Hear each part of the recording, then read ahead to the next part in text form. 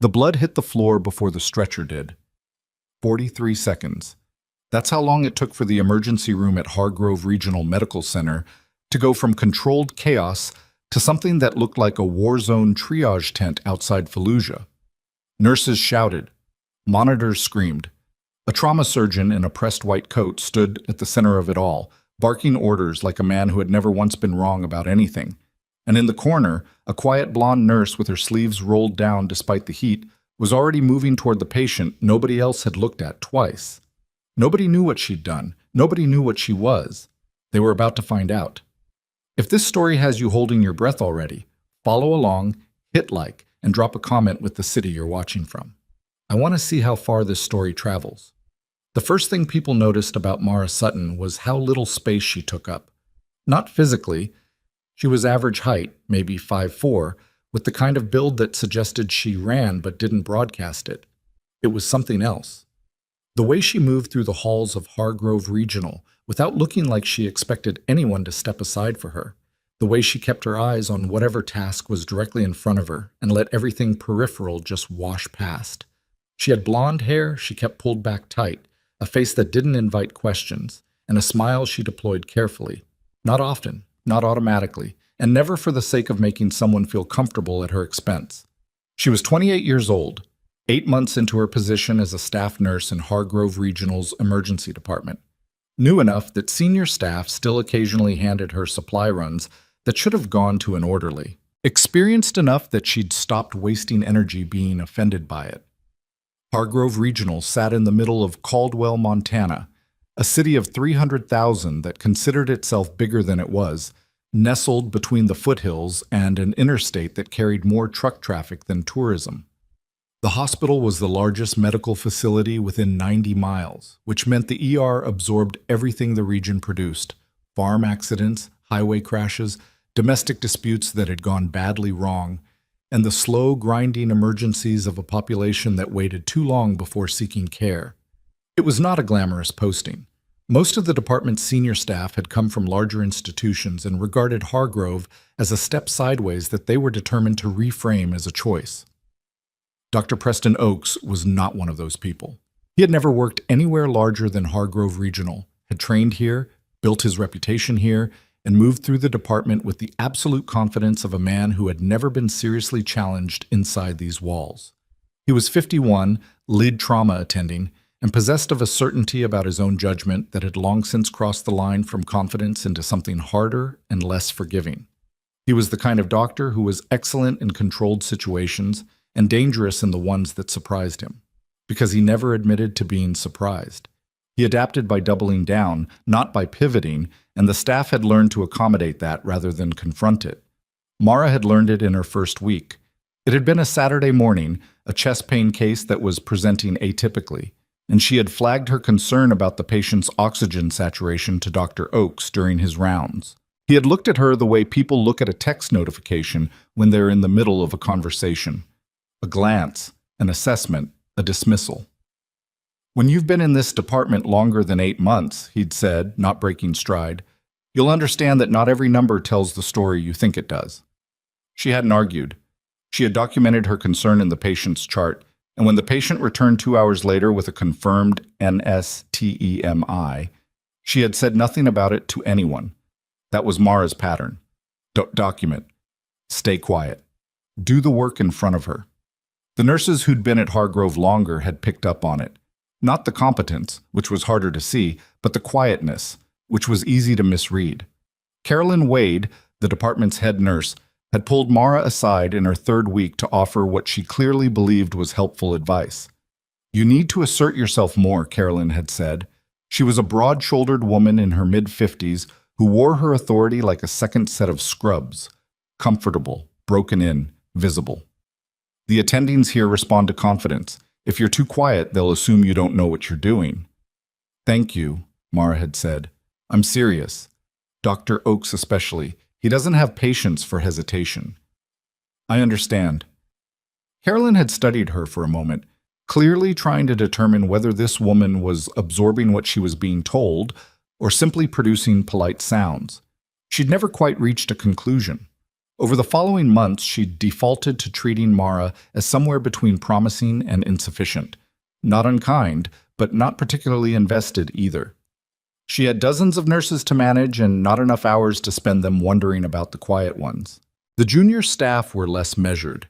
There was a group of 3 nurses who had worked together long enough to develop the social ease of people who've stopped needing to impress each other: Danny Ferris, Kel Ochoa, and Bree Navarrete. They weren't malicious. They were just the kind of people who filled shared downtime with the currency of who's interesting and who isn't. And Mara, who deflected personal questions with a light touch that left nothing to work with, had landed firmly in the second category. "She's like a plant," Danny had said once during a slow Tuesday night. "She's just there. You water her, she stays. You don't water her, she stays. Nothing changes." Kel had laughed. Bree had looked briefly uncomfortable and then laughed too. Mara had been on the other side of the supply room door when he said it. She had finished counting the IV bags she'd been sent to retrieve and walked back out without adjusting her expression. She was used to being underestimated. She had spent years learning to use it. The shift started at 6:30 in the morning on a Thursday in late October, which meant it was cold enough outside that the sliding ER doors pushed a wall of chill air through the entrance every time they opened. Mara had arrived at 6:15, changed, reviewed the overnight notes, and positioned herself in the department's rhythm before the day staff had finished their coffee. The morning was routine in the way that ER mornings often are. Busy enough to keep moving, not busy enough that anything felt urgent. A construction worker with a hand laceration, an elderly woman with an elevated blood pressure, and a daughter who was more alarmed than the numbers warranted. A high school athlete with a suspected ankle fracture who kept insisting he could probably still play Friday's game. Dr. Oakes arrived at 7 and moved through the department with his usual authority, making rounds with the brisk efficiency of a man for whom each patient was a problem to be processed. He paused at the workstation near the central desk where Mara was updating a chart. "Sutton." "Dr. Oakes." "The patient in Bay 4 needs her discharge paperwork finalized. I gave the orders 40 minutes ago." "I'm finishing the chart in Bay 2. I'll get to 4 as soon as—" "Bay 4 first." She looked at him. "The patient in 2 has a question about her post-discharge medications that I haven't addressed yet. Then address it quickly and then do what I asked." He moved on without waiting for her response. Mara closed the chart she was working on, walked to Bay 2, answered the patient's question with calm precision, and then went to Bay 4. Danny, passing in the hallway, had caught the exchange. He said nothing, but the look he gave Mara as she walked past suggested he'd filed it somewhere under predictable.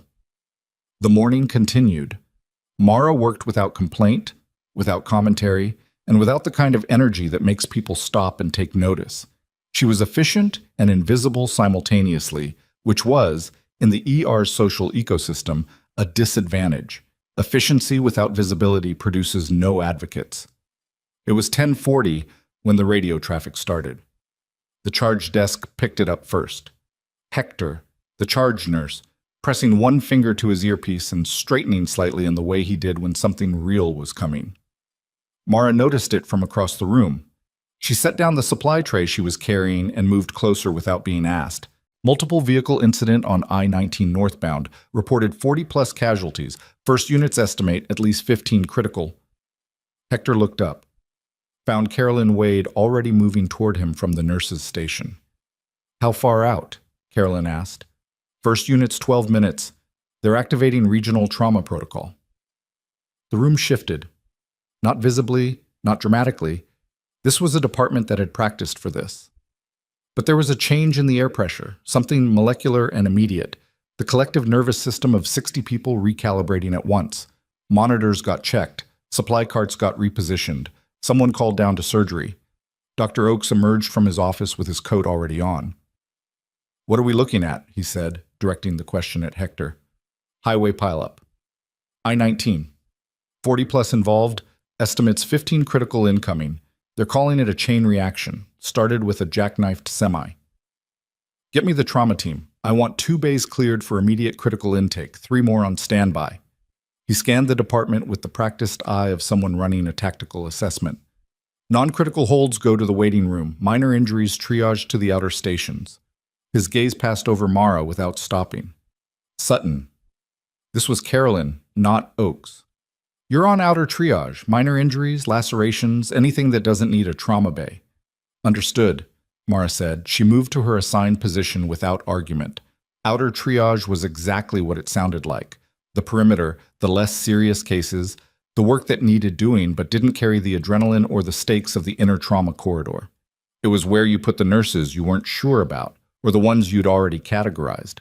Mara knew this. She set up her station anyway. Gloves, assessment tools, a clear line of sight to the entrance, and waited.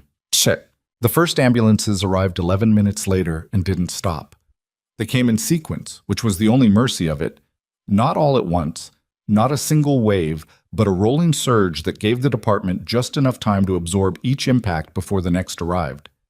Mara processed her assigned patient steadily, a middle-aged man with a shoulder laceration and a blood pressure that needed watching, a woman with a fractured wrist who kept asking about her husband, a teenager with road rash across half his left arm who was shaking more from shock than injury. She worked fast and she worked clean, and she kept one eye on the trauma corridor. She could see Dr. Oakes directing the inner response from the central bay, commanding, precise, very much in control of the situation as he understood it.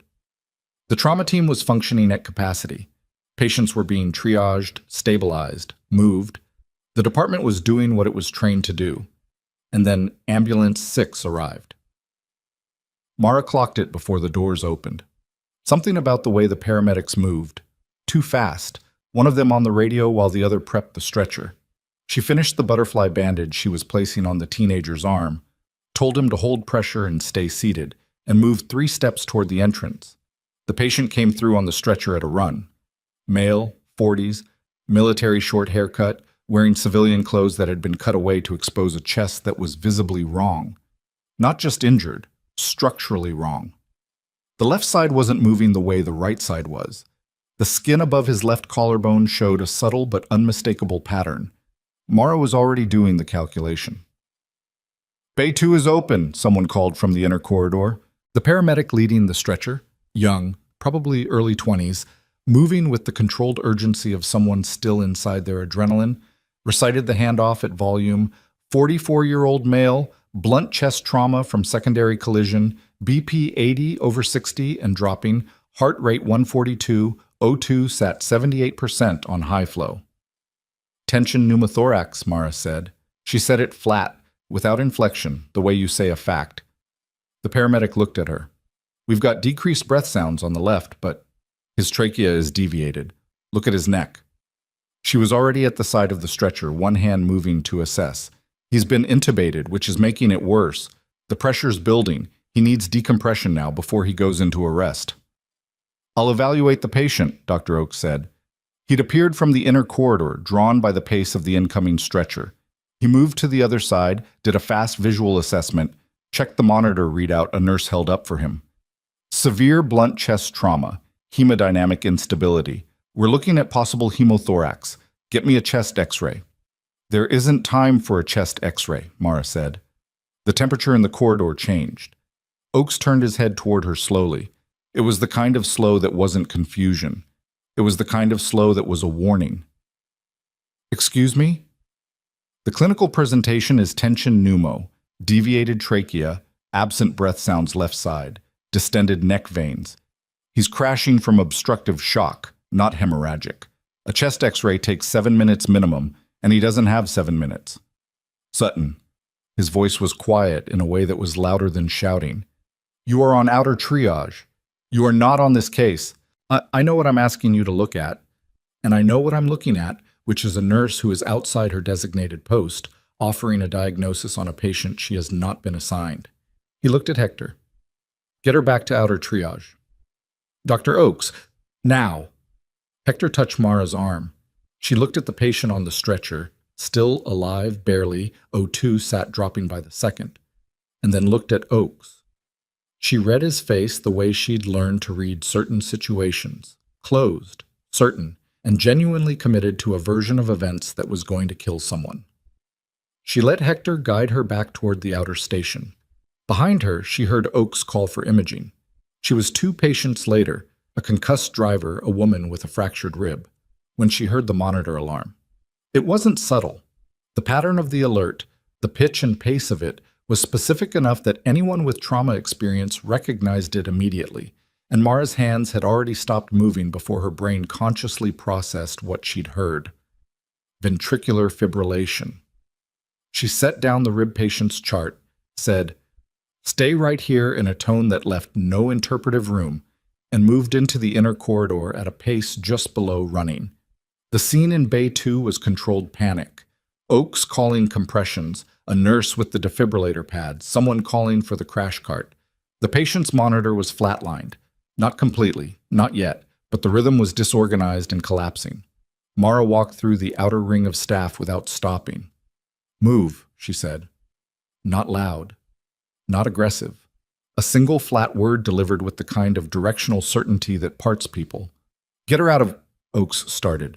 She picked up the 14-gauge needle from the supply cart, already assembled, because she had checked this cart's configuration when she arrived at her shift, positioned herself over the patient's left chest, identified the landmark by feel and by knowledge rather than by hesitation, and inserted it. The rush of air was immediate. The monitor's alarm changed its character within seconds. The rhythm stuttered, reached, found itself. Nobody in the room moved. The patient's O2 sat, still low, dangerously low, but no longer in freefall. Began to climb. 40 seconds of silence, except for the sound of machines recalibrating. "Get me a chest tube tray," Mara said. She was already maintaining the needle in position. "And I need someone on suction. He's going to need a definitive tube to stay stable." A nurse, Kel Ochoa, of all people, moved to the supply cabinet without looking at Oakes for permission. Oakes hadn't moved from where she'd stepped past him. Mara worked. She gave directions in the same tone she used for everything. Factual, precise, without theater. The patient was not out of danger, but he was no longer 90 seconds from dying. There was now a margin. A narrow one, but real. It took 4 minutes before the environment behind her returned to something functional. People found tasks. Equipment was organized. Someone updated the attending on call from surgery. Mara kept her hands where they needed to be and did not look at Oakes again. She didn't need to. She had felt the moment in the room when every person in it arrived at the same conclusion simultaneously, a moment with a specific weight to it, a particular quality of silence that she'd experienced before, in circumstances she didn't discuss. The moment when everyone stops wondering and starts knowing. She was finishing the initial stabilization, calling out the numbers she needed the team to track, when the sound reached her from the direction of the main entrance. Not an alarm. Something lower and more organized than that. The systematic rhythm of boots on hard floor, moving in formation. Not a single set. Multiple. And the voice of a security officer at the entrance, pitched high with confusion. "Sir, you can't. This is a restricted—" "Step aside." A different voice. Calm the way a locked room is calm. Mara's hands did not stop what they were doing, but something in her went very still. She recognized that voice. Not from Caldwell, not from Hargrove Regional. From somewhere older and further away, a context she had spent 8 months building enough distance from that she'd almost started to believe the distance was permanent. She heard the boot stop just outside Bay 2. She didn't turn around, not yet. She finished the immediate procedure, confirmed the patient's rhythm on the monitor, and handed off compression monitoring to Kel with a single instruction. Then she straightened, stripped her gloves, and turned. There were 4 of them in the corridor. Full tactical gear, not combat kit, but the kind of precise, functional gear that moved with the people wearing it the way equipment does when the people have been wearing it long enough that it's become part of them.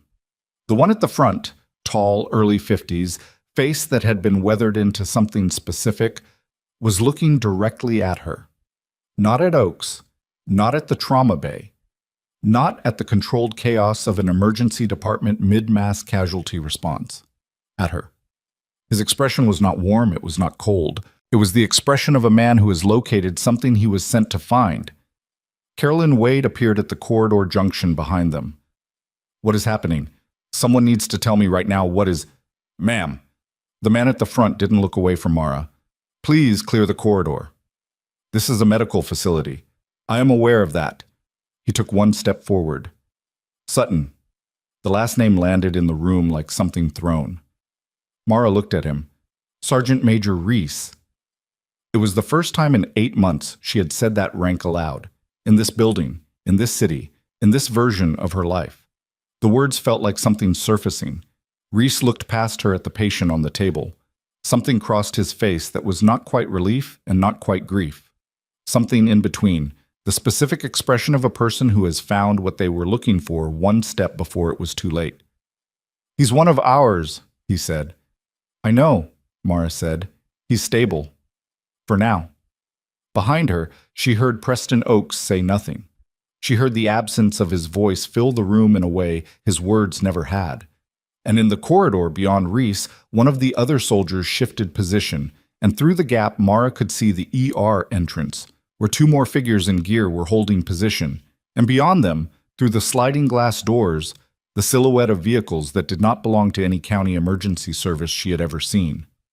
The hospital was quiet in the strange, pressurized way of a room where everyone has just been told something without being told anything at all. Mara looked at Reese. "Tell me the rest," she said. Reese didn't answer immediately. That was the thing about him, that he never gave information away faster than he had to.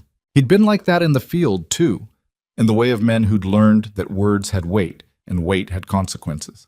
He stepped into Bay 2, looked at the patient on the table with the careful assessment of someone taking inventory, and then looked back at Mara with an expression that was making a decision. "Not here," he said. "He's not stable enough to move." "I'm not moving him. I'm moving this conversation." He glanced at the staff still positioned around the bay. Kel at the monitor, a respiratory tech near the vent setup, 2 nurses frozen near the supply cart in the particular stillness of people who want to leave but don't know if they're allowed to. "Clear the bay." "This is my department," Oakes said. He'd found his voice somewhere in the last 90 seconds, and it had come back with an edge to it that suggested the silence had embarrassed him, and he was working through that. "You do not give orders in this facility." Reese turned his head. It was a slow movement, the kind that covers a lot of ground without looking like it's trying to. He looked at Oakes the way you look at a piece of furniture you're deciding whether to move. "Doctor," he said, "what's your read on your patient's current status?" Oakes opened his mouth. "Because the nurse who just saved his life says he's stable for now," Reese continued before Oakes could produce a word. "I'm going to trust that assessment, and I need 60 seconds of private conversation with that nurse. So," he turned back to the room. "Clear the bay." People moved. Not because of the uniform, or not only because of it. It was something more specific than rank. The particular gravity of a man who has operated in environments where hesitation gets people killed and hasn't quite brought himself all the way back from that.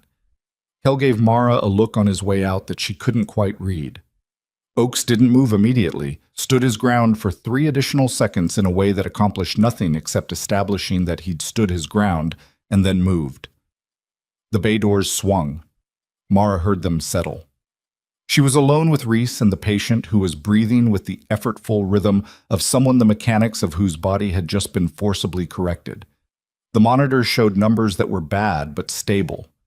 Bad stable was survivable. Bad stable meant there was time. "His name is Warren Greer," Reese said. "Staff sergeant. He separated from service 14 months ago. Medical discharge." "Reason?" "Officially, chronic injury. 3rd deployment." He paused. "Unofficially, he saw something he wasn't supposed to see, and the process of separating him accelerated rapidly after that." Mara looked at the man on the table. 44. The face under the oxygen mask was weathered in the particular way of people who've spent years in direct sunlight that wasn't recreational. She could see the scar patterns on his forearms where the trauma team had cut the sleeves away. Not surgical, not accidental, the layered kind. What did he see? That's the part we need to talk about. Reese reached into his jacket. Not a weapon, a tablet in a hard case, scratched and utilitarian. He pulled up a file with the practiced one-handed efficiency of someone who does it frequently. 8 weeks ago, Greer reached out through back channels to a federal investigator, said he had documentation of a procurement fraud operation involving military medical supply contracts, 6 figures per quarter, running for at least 3 years. Mara was still looking at the patient. Involving who? That's what the investigator was trying to establish when Greer went dark 4 days ago. Reese set the tablet down on the supply cart. His apartment was cleared out. Not searched. Cleared. The kind of cleared that takes planning. And then he ends up in a multi-vehicle accident on a Montana interstate. The crash report says he was rear-ended by a semi whose brake system failed. The trucking company's maintenance records show the truck passed inspection 6 days ago. He let that sit for a moment. The mechanic who signed off on the inspection hasn't been reachable since yesterday. Mara finally looked away from Greer and at Reese. You came here fast. We had eyes on the I-19 corridor, not for this, for another reason. When the accident got called in and the victim list hit our system, his name flagged automatically. He met her gaze and held it. When I saw where he'd been transported, it flagged something else. I've been here 8 months, Reese. I know. I left. That was real. I know that too. He wasn't apologetic about it, and he wasn't indifferent. He was just stating a fact. But Greer is here, and whatever he was carrying, whoever is interested in making sure he doesn't get to say it to the right people, they're going to know where he is within hours, if they don't already. The monitor beeped twice. Mara's eyes went to it automatically, read the numbers, returned. What are you asking me? Nothing yet, Reese said. I'm telling you what's happening. What comes next is your call. It was the most honest thing anyone had said to her in 8 months, which wasn't a high bar, but landed with more weight than she'd expected. She looked at Warren Greer, looked at the chest tube placement she'd made, the lines running from his body to machines that were doing work his body couldn't do alone yet. He was alive because she'd been standing in the right position at the right moment and had enough information in her hands and enough history in her body to do something with it. That was all. That was the whole of it. He needs a surgeon, she said. There's going to be blood in that pleural space. The needle decompression bought time, but the tube is a temporary measure. I have a surgeon in the vehicle. Military trauma. Then get him in here. Reese reached for his radio. The next 40 minutes were not cinematic. They were the grinding, technical, frequently unglamorous work of keeping a body functional while the people around it argued about jurisdiction, protocol, and who had the authority to override what. Dr. Oakes argued loudest. He did it with the focused energy of a man who had identified the terrain he intended to hold and was not going to be dislodged by anything short of an administrative directive from hospital leadership, which meant Carolyn Wade spent 20 minutes on the phone with the hospital administrator and the administrator's administrative assistant, and eventually with the administrator's actual supervisor, who was at a conference in Billings and had to be reached by cell. The military surgeon, a compact woman named Pallister, who introduced herself once and didn't bother again, worked in Mara's space with the efficiency of someone who had learned to get along with available resources rather than ideal ones. She communicated in short, direct sentences. She didn't explain herself to anyone except Mara, and with Mara she spoke in the technical shorthand of two people who'd learned medicine in overlapping contexts. How long was he hypoxic before decompression? Pallister asked, not looking up from her work. 90 seconds max from my assessment to intervention. He may have been longer in transport. The paramedics were treating for hemorrhagic shock. Wrong protocol. Wrong protocol, Mara agreed. His GCS was what on arrival? I'd put it at 9 when I first assessed him. It was dropping. Pallister made a sound that acknowledged the information without editorializing. He's going to need imaging when he's stable enough to move. There's going to be more going on in there. I know. You did good work. It was said the same way she said everything else, factual, without decoration. Mara filed it the same way. Outside the bay, the hospital was still running the mass casualty response, which provided a certain amount of cover. The energy and noise of the department's full operational state meant that the activity around Greer's Bay blended into the general chaos rather than standing out from it. Mara was aware of this and suspected Reese was aware of it too. The timing was either fortunate or it wasn't, and she'd stopped being able to tell the difference years ago. Kel found her at the medication station during a brief transition between procedures. What is going on? He said, in the voice of someone who has been patient long enough. Mass casualty response, Mara said. That's not what I'm asking. She looked at him. Kel was 26, 2 years into his ER career, with the expressive face of someone who'd never quite learned to mask what he was thinking, and had more or less made peace with that. He was looking at her now with something that wasn't quite confusion and wasn't quite suspicion. More like the specific disorientation of someone who has been working next to a person for 8 months and just realized they don't know that person at all. "Who are those people?" he said more quietly. "Military." "Yeah, I can see that. Why are they here? Why did that guy call you by your last name like—" He stopped, started again. "You moved into that bay like you knew exactly what was going to happen, before anyone else even understood what they were looking at. I recognized the presentation." "That's not what I'm talking about." She met his eyes for a moment. He was going to keep pulling at this thread, not out of malice, out of the reasonable curiosity of someone who has just watched the floor shift under his feet. She had two options: deflect again, or give him something small enough to be true without opening any larger doors. "I had training before nursing school," she said. "Different kind of medical context." Kel waited. When nothing followed, he said, "That's it? That's what you're giving me?" "For now," she said, and walked back toward the bay. The hospital administrator arrived in person at 11:40. His name was Gerald Price, and he came in wearing his coat from the parking lot, which meant he'd driven directly from wherever he'd been rather than going home first, which told Mara something about how the phone call had gone. He was 53, hospital administrator shaped in the specific sense of having a face built for reassurance and a spine that operated on institutional loyalty rather than individual principle. He conferred with Reese in the corridor for 8 minutes. Mara watched the body language from across the department. Price starting defensive, shoulders back, voice pitched for authority, and then gradually, over the course of 2 minutes, softening, not from persuasion, from something Reese showed him on the tablet.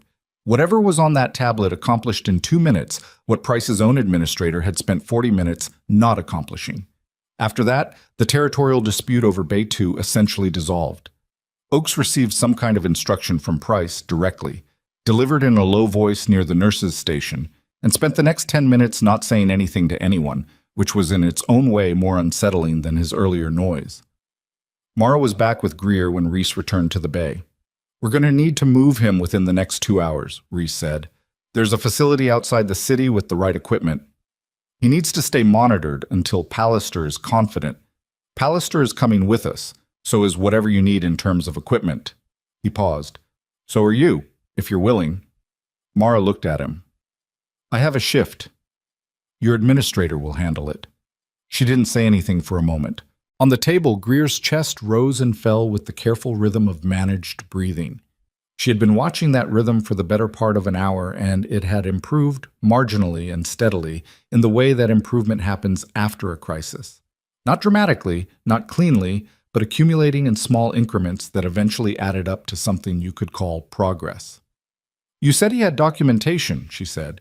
"He said he had documentation. We haven't been able to access it. Whatever he had, it wasn't on him when he came through that entrance." "He was in civilian clothes." "He's been in civilian clothes for 14 months. Whatever he was carrying, he would have kept it separate from himself." "Old habit."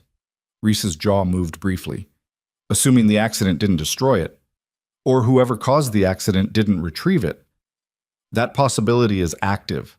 Mara checked the IV line, adjusted the drip rate by a small amount. Reese watched her do it with the contained patience of a man who has learned when to wait. "Tell me about the procurement fraud," she said. "The specifics." "Military medical supply contracts, falsified billing, equipment that was invoiced but never delivered, or delivered in quantities significantly lower than billed. The money goes through a series of shell accounts and surfaces as legitimate consulting revenue." He paused. "The supplies in question are trauma kits, field medical equipment." Mara's hands went still. "Equipment that was supposed to go to forward deployment units," he continued. She didn't move for 3 full seconds, and instead, the units got incomplete kits, missing components. In 3 documented cases that we know of, field medics went to reach for equipment that should have been there. He stopped. Twice, the patient died. Once, the medic improvised and the patient survived, but the medic herself was wounded in the process. The bay was very quiet. Mara had known about procurement fraud in the abstract the way everyone in military-adjacent circles knew about it. A systemic problem, institutional, diffuse, the kind of wrongdoing that gets addressed through audits and oversight committees and produces outcomes that feel like progress without quite being it. This was something different. This was someone stealing from the kits that kept people alive in the specific moments when nothing else could help them. And two people who should have survived had not survived because of it. And Mara was standing in a hospital room in Montana 8 months into what was supposed to be a quiet civilian life. "Who?" she said. "That's what Greer's documentation was supposed to tell us." "You have nothing?" "We have a contractor with ties to 3 different military medical supply chains. We have financial patterns that suggest coordination at a level above individual contract management.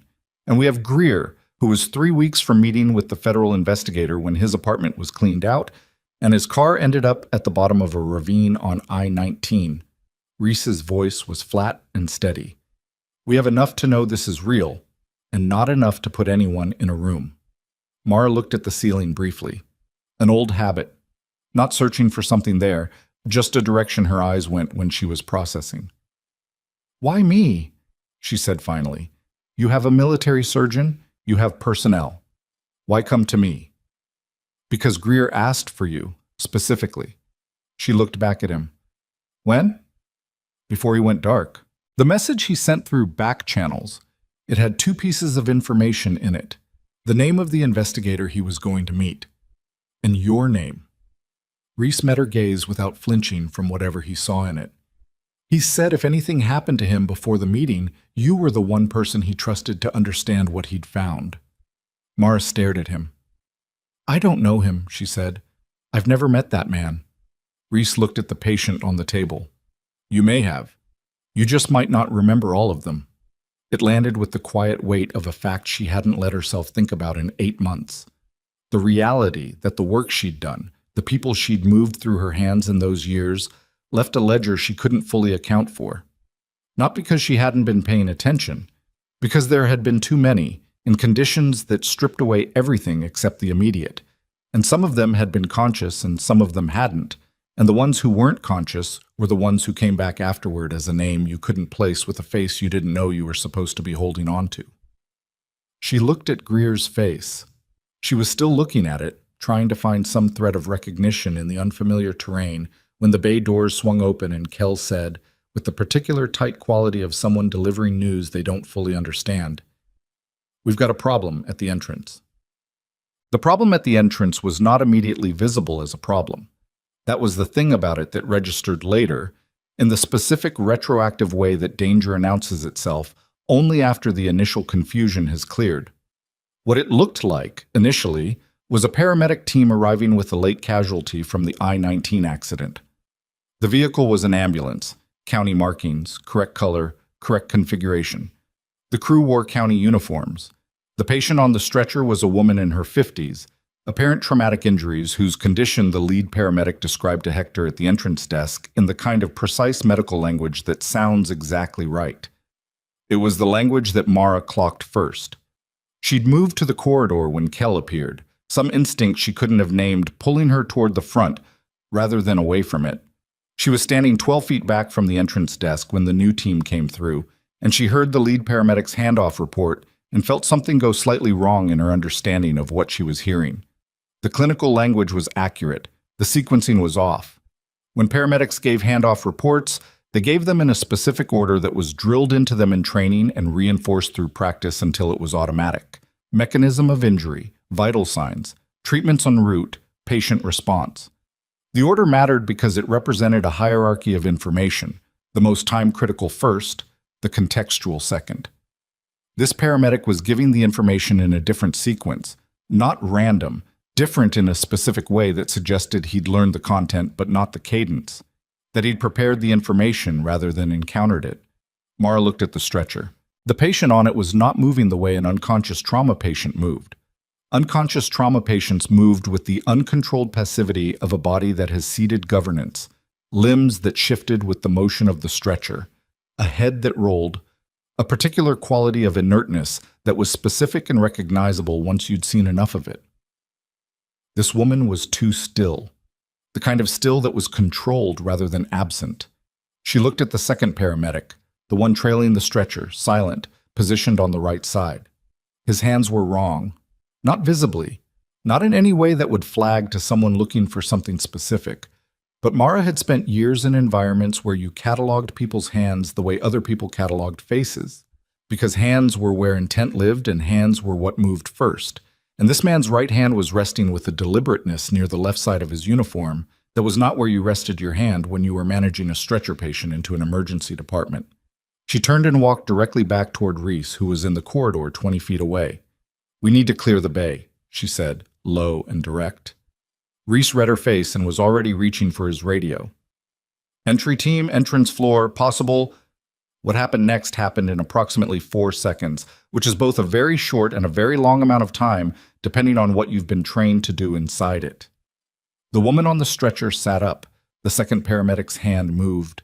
A weapon appeared, suppressed, compact, and the lead paramedic stepped aside and out of the line of the entrance corridor in the trained manner of someone who knew where the weapon was going to be aimed and didn't want to be between it and the target. The target was Bay 2. Mara was not in Bay 2. She was in the corridor between Bay 2 and the entrance, which put her between the weapon and Warren Greer, which was not a position she had consciously chosen and was not one she could now unchoose. She had approximately 2 seconds. The second paramedic, the one with the weapon, had his eyes on the bay doors, which meant his peripheral attention was distributed, and Mara was to his left at an angle that put her partially behind his sight line. 2 seconds, a partial blind spot, and 8 years of training that she had spent 8 months trying not to think about. She moved left and forward simultaneously. The weapon tracked toward her late. The man had fast reflexes, but they were oriented wrong. And by the time he'd adjusted his angle, she was inside his reach, and the geometry of the situation had changed in ways that were difficult to recover from quickly. She got both hands on his weapon arm before the shot, if it came, could find a useful target, drove his elbow inward against its joint's natural resistance, and felt the weapon leave his grip before she consciously registered that she'd taken it. None of it was clean. Her shoulder hit the corridor wall. His knee caught her right thigh hard enough that she knew she'd feel it for a week. He was bigger than she was, and he'd been trained for something, and for approximately 3 seconds it was genuinely unclear who was going to end up on the floor. Then Reese's team came through the entrance in the specific, fast-organized manner of people who had trained for close-quarters situations that required them to be decisive without being reckless, and the calculus changed. The fake paramedic went down. The woman who'd been on the stretcher ran 2 steps toward the exit before a soldier cut off the angle, and she stopped running and held very still with the expression of someone revising their plan in real time. Mara straightened up. Her shoulder hurt. Her leg hurt.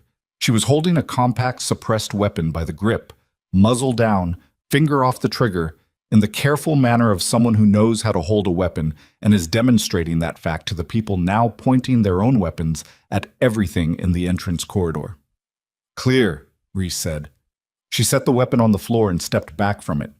Hector was behind the entrance desk, pressed against the wall, both hands visible in the instinctive gesture of someone who'd decided showing their hands was the right answer to what had just happened and had no second-guessing that decision. 2 nurses were somewhere behind her. She'd heard them scramble when the woman sat up on the stretcher. The entrance corridor smelled like adrenaline and antiseptic, and the particular sharpness of a confrontation that had come very close to going a different direction. Oakes appeared at the junction of the main corridor and the entrance hall. He'd heard it. Everyone within earshot had heard it, which in the open floor plan of Hargrove Regional's ground level meant most of the department. He stood at the junction with an expression that Mara didn't have the bandwidth to fully analyze, looking from the restrained man on the floor to the soldiers now controlling the entrance to Mara, who was standing in the middle of all of it with her sleeves pushed up from the struggle. She pulled them back down automatically, but not fast enough. Oakes had already seen the scars on her forearms. Not surgical, not self-inflicted. The specific bilateral patterns of someone who had moved through environments where contact with things that cut was unavoidable and frequent, and who had kept moving anyway. His face went through several things in quick succession that he wasn't practiced at hiding because he'd never had to be. "Sutton," he said. She looked at him. He didn't say anything else. He was trying to form a sentence and not quite getting there, which was its own kind of answer to a question nobody in the room had asked yet. Reese appeared at her side. "You're hurt." "I'm fine." "Your shoulder is fine." She rotated it once to demonstrate. It was not fully fine, but it was functional, which was what mattered. "What's his status?" She meant the man on the floor. "Secured. We'll get him to a vehicle." "The woman?" "Also secured." He paused. "You disarmed him?" "Yes." "With your bare hands?" "There wasn't time for anything else." He studied her for a moment with an expression she recognized from years ago. The specific expression of someone who has just had a hypothesis confirmed and isn't sure whether to feel satisfied or troubled. "We need to move Greer in the next 30 minutes, he said. They knew he was here. That window's closed. "I know."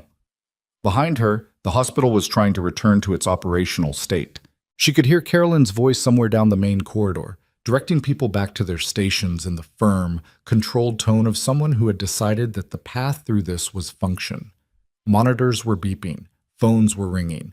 The mass casualty response hadn't stopped existing while the entrance corridor had been dealing with itself. Mara pulled in a breath. Let it out. She turned back toward Bay 2 and Warren Greer and the work that still needed doing, because the work was still there regardless of everything else. And she was the person who understood it best. And that had not changed in the last 8 months and would not change in the next 30 minutes. But as she walked, she was already doing a different kind of calculation. If they'd known Greer was here, they'd had eyes inside the accident response. Police dispatch, hospital intake, something. That information hadn't leaked from a military channel. It had come from the civilian side of this emergency. Someone in the network of people who'd processed 40-plus casualties from I-19 had flagged Greer's location and passed it to people who then built a cover story and acquired a vehicle and uniforms and weapons in approximately 3 hours. That was not an improvised response. That was a prepared one, which meant the accident itself had been planned with the contingency already in place, the contingency for if Greer survived it, which meant there was someone inside the system, not outside pressing in, inside moving through the normal channels that moved medical information in a regional emergency, lifting the specific piece of information that would tell them where Warren Greer had been taken. Mara pushed through the bay doors and went back to the patient. She looked at his face again. Pallister was at the monitor adjusting something with the focused precision of her baseline state. She glanced at Mara, noted the shoulder, looked back at the monitor. "Trouble?" she said. "Handled," Mara said. "For now." "How's the shoulder?" "Functional." "I'll look at it when we're mobile." Pallister didn't phrase it as a question. "His pressure's improving. We can move him in 20 minutes if we keep the parameters tight." "Good." Mara looked at the door, at the window in it that showed a sliver of the corridor beyond. "Pallister." "Yeah." "The information about Greer's location, it moved fast, someone in the regional response network." Pallister's hand slowed marginally.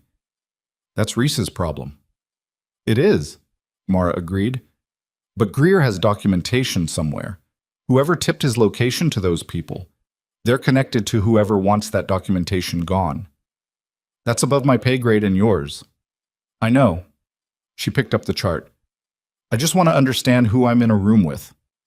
She was writing a note on the chart when her phone buzzed once in her pocket. She didn't recognize the number.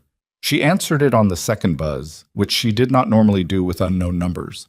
Habit that had atrophied in 8 months of civilian life, now returning without ceremony. The voice on the other end was male, low, and spoke with the measured delivery of someone who had rehearsed what they were going to say but was still choosing each word with care. "You don't know me," the voice said, "but Warren Greer does. He told me that if I ever needed to reach someone I could trust, I should find the nurse in Caldwell, Montana, who used to be something else. He said you'd know what to do with what I'm about to tell you." Mara's hand tightened on the phone. "He left something," the voice said, "before the accident. He left it somewhere he knew they wouldn't look." A pause. "I know where it is, but I can't get to it without being seen, and I have maybe 2 hours before they figure out that he talked to me." "Who are you?" Mara said. "Someone who's been in the same building as the wrong people for 3 years and finally found something I couldn't unknow." Another pause, shorter this time. The maintenance logs, the ones showing the mechanic signed off on the truck that hit him. I'm the one who filed them, and I didn't sign off on what's in them. Mara looked across the bay at Greer. Where are you right now? She said. Don't move, Mara said. Don't go to your car, don't go home. Where are you physically right now in this moment? A pause. She could hear background noise. Indoor, echoing slightly, institutional. Break room, the man said. Third floor of the Caldwell County Transit Authority building. I've been sitting here for 40 minutes trying to decide if this was a stupid idea. It wasn't.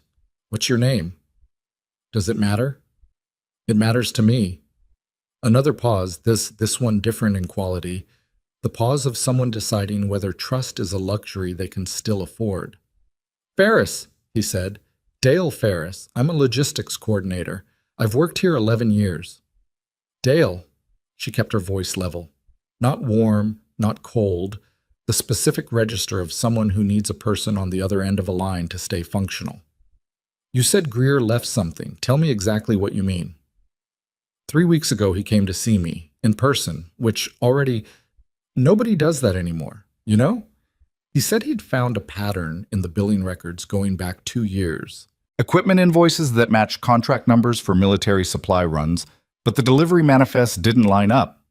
Numbers were wrong. Quantities, serial numbers, dates. Dale's voice had the careful cadence of someone who had been holding this for a long time and was now releasing it with more pressure than he'd expected. He showed me 2 pages, printed out. I could see enough to know it was real. And he left you something. He said if anything happened to him, there was a full copy. He didn't tell me where. He said I'd find it if I needed it badly enough and that I should look somewhere that moved things without anyone watching. A pause. I didn't understand what he meant until this morning when I heard about the accident and I started thinking about all the ways he used to talk around things. Mara processed this. The Transit Authority, she said. Does your building connect to anything? Maintenance depots? Storage facilities? We have a central package processing hub. Ground floor. It runs 24 hours. His voice dropped. Greer used to joke about it. Said it was the one place in Caldwell where something could sit for weeks and nobody would ask questions because everything there is technically in transit. Is there a locker system? Secured storage for in-transit items? Yeah, unclaimed freight lockers. They run on a 30-day hold before anything gets flagged. A beat. He came to see me 22 days ago. 8 days left on the clock before whatever Greer had left became either flagged or gone. Dale, I need you to go to that hub. Don't tell anyone where you're going. Don't call anyone except this number. Can you access the freight locker area without a secondary authorization? I have a level 2 facilities pass. I can get in. Go now. Don't wait. When you find it, call me back immediately. She paused. If anyone asks where you're going, you're doing a routine facilities check. Nothing else. And then what? Then I come to you. She ended the call and turned. Reese was standing inside the bay doors. She didn't know how long he'd been there. How much of that did you hear? She said. Enough! He was already in motion, hand to his radio. Freight locker at the transit hub. I know, 22-day clock, 8 days left. She pulled her sleeve back down. We need to move Greer first. If they came here, they know he's alive. Wherever he goes next has to be clean. Agreed. He pressed the radio. Briggs, get the vehicle ready. We're moving in 15. He released it and looked at her. You're coming. It wasn't a question, and she didn't treat it like one. She went back to Pallister. 15 minutes. Pallister didn't look up from the monitor. I said 20. 15. A pause. 14, if the line holds. They moved Greer through the hospital's service exit, which Reese's team had cleared and held for the past 20 minutes.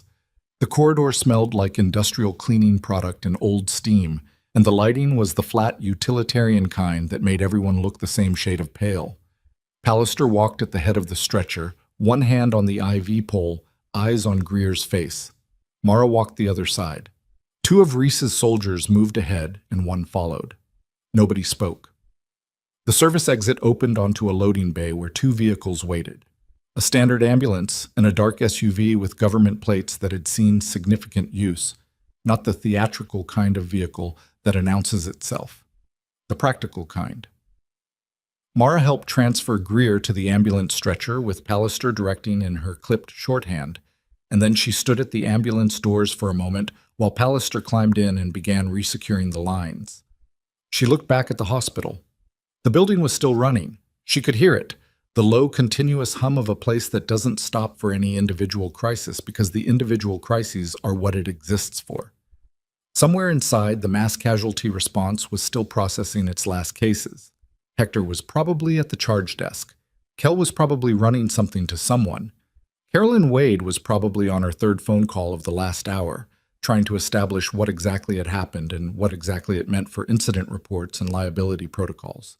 And Oakes was somewhere in there looking at whatever he'd seen in the last 2 hours and revising something about his understanding of the world, which was not a comfortable process and would not be a quick one.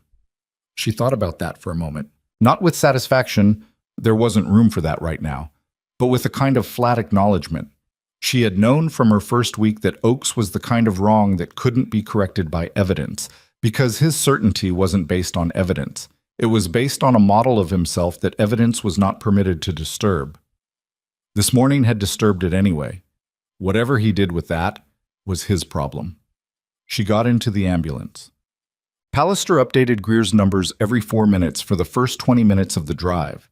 They were moving across the city in the purposeful but not urgent manner of a vehicle that didn't want to attract attention, and Mara used the time to watch the patient's face and listen to the city outside and think about Dale Ferris alone in a transit authority break room with 11 years of institutional knowledge and something he couldn't unknow.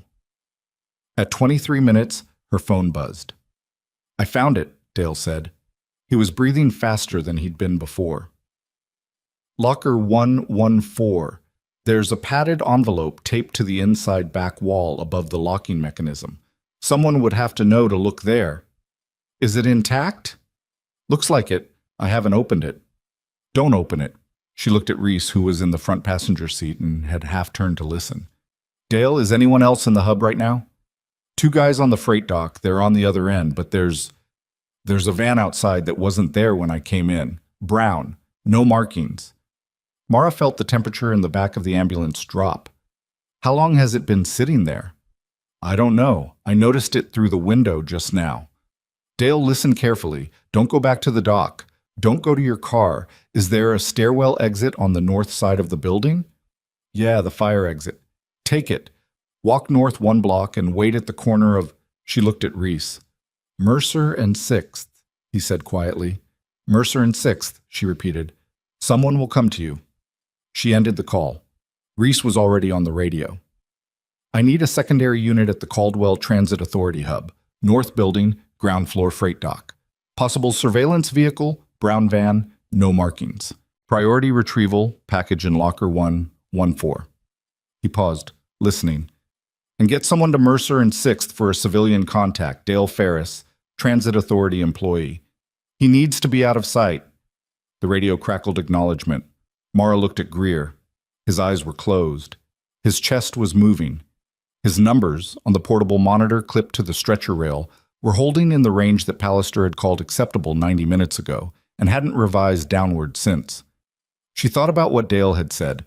Equipment that was invoiced but never delivered. Quantities wrong. Serial numbers wrong.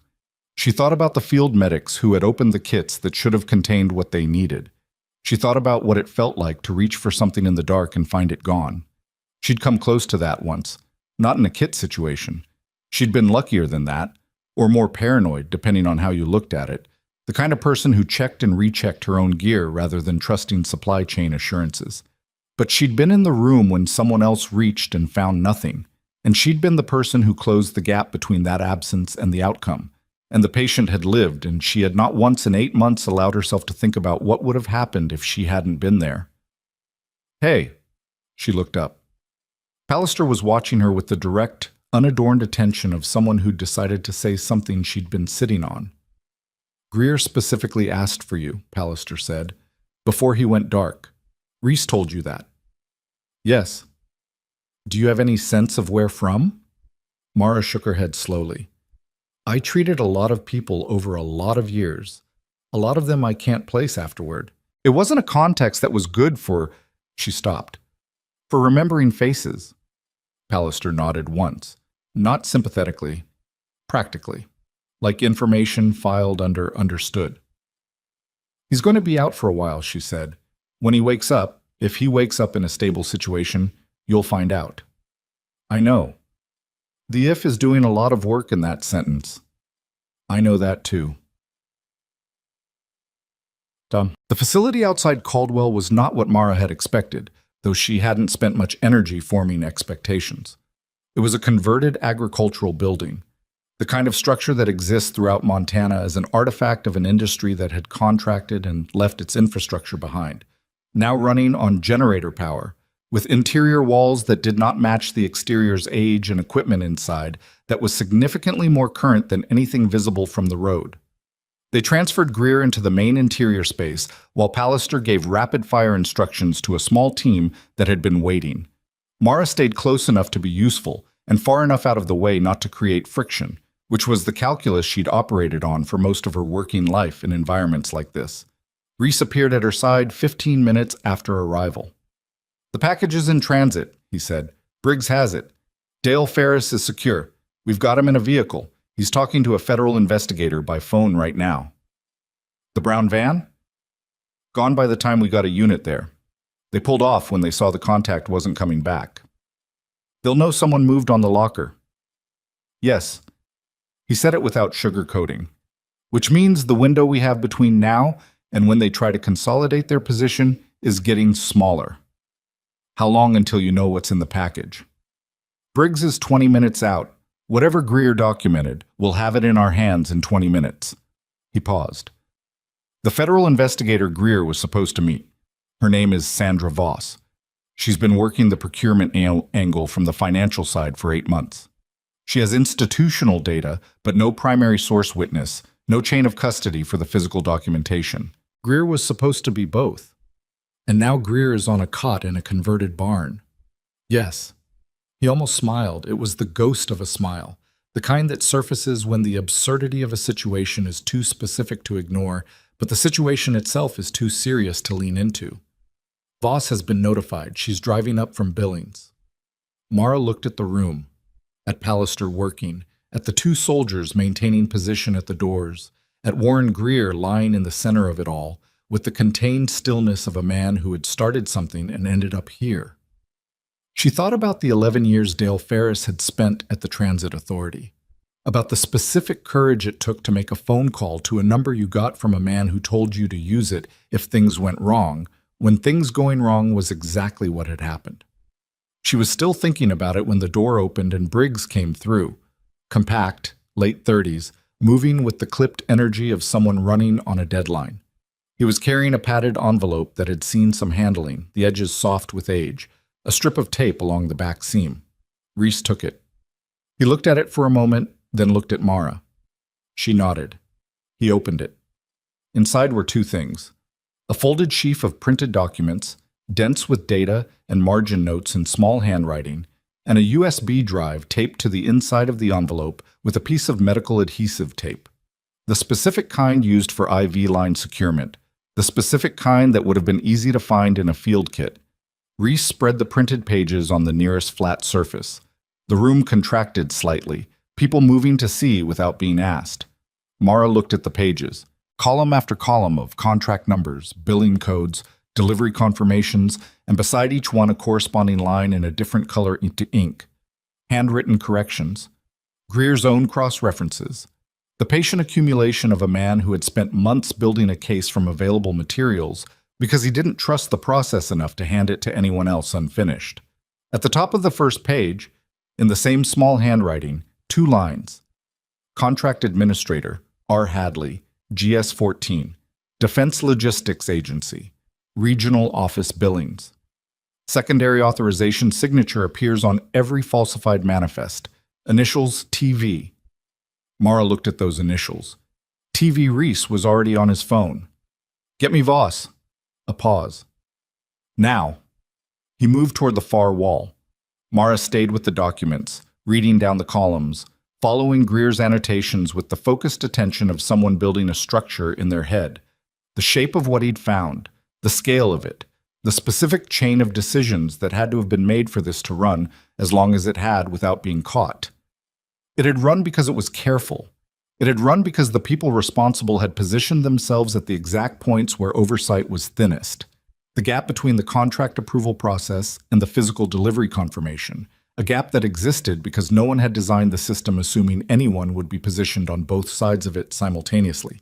She was halfway through the third page when Pallister said her name from across the room, sharply, and Mara looked up. Greer's monitor was alarming. Not the catastrophic alarm, not fibrillation, not arrest. The specific pattern of a blood pressure that was dropping in a way that suggested something that had been slow and hidden was now becoming fast and visible. Internal bleed. The thing that had been there all along, waiting beneath the more immediate crisis for a moment of stability to declare itself. "I need a crash cart, and I need it now," Pallister said. She was already moving. "His pressure's 68/40 and falling. There's bleeding we didn't catch in imaging." Mara was across the room before the sentence was finished. "What do you have?" she said, pulling gloves. "Not enough," Pallister said, with the flat honesty of someone assessing a gap they can't pretend isn't there.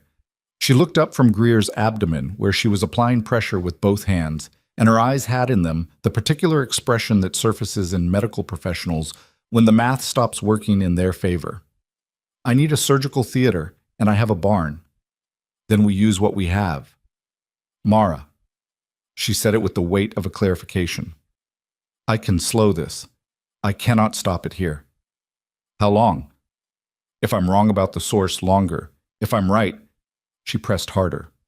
Greer's face, which had been still, tightened slightly. 30 minutes. Maybe 40. Mara looked at Reese, who was still on the phone, but had registered the energy change and was watching her with his attention split. "I need a surgical facility," she said. "Now, not in 30 minutes. He said something into the phone and covered it. "Nearest trauma surgical is 22 minutes. Get us moving." "We're not clear." "Then get us clear." She was already helping Pallister stabilize the pressure dressing. He survived being in that hospital. He survived whatever hit him on that road. He made it here. He is not going to bleed out in a converted barn because we needed another 20 minutes. Reese held her gaze for 2 seconds. Then he went back to the phone and started talking faster. Mara turned back to Greer. She got her hands into position beside Pallister's, adding pressure at the secondary point Pallister couldn't reach without releasing the primary.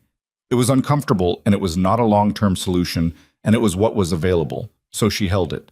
The monitor kept alarming. Pallister said, "You know this might not be enough."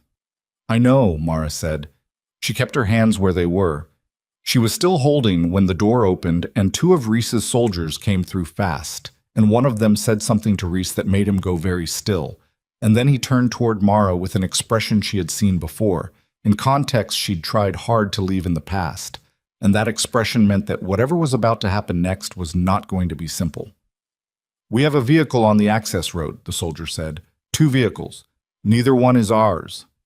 Reese moved first, not toward the door, toward the center of the room, positioning himself where he could see both the entrance and Greer's cot in a single sight line.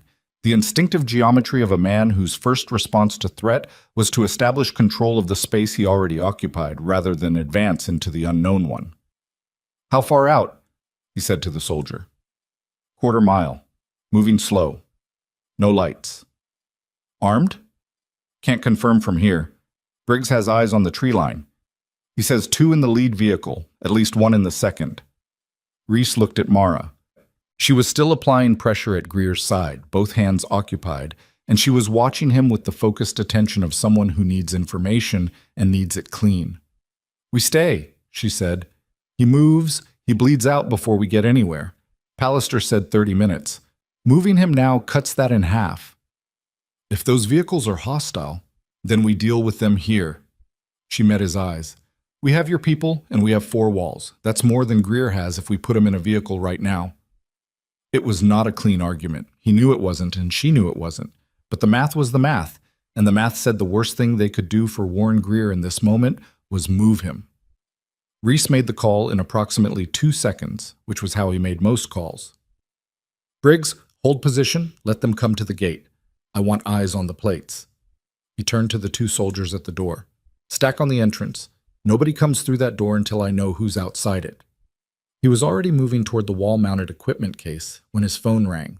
He answered it, listened for 5 seconds, and said, "Say that again." A pause. "How long ago?" Another pause. "Get her on with me." He looked at Mara. Something in his expression had shifted. Not to relief, not entirely, but to something adjacent to it, something that was recalibrating. "It's Voss," he said. "The federal investigator. She's in the lead vehicle." Mara exhaled slowly. Pallister did not react. She was watching the monitor with the contained intensity of someone whose attention was entirely allocated. "The second vehicle?" Mara said. Reese was back on the phone. "Who's in the second vehicle?" A beat. "Let them through." He lowered the phone. "Her team." "She drove up from Billings faster than estimated and tried to reach us through the Billings field office, but the relay went to the wrong contact." He paused. "Communications were delayed." "How delayed?" "Long enough that she's been driving toward this location for the last 40 minutes without us knowing she was coming."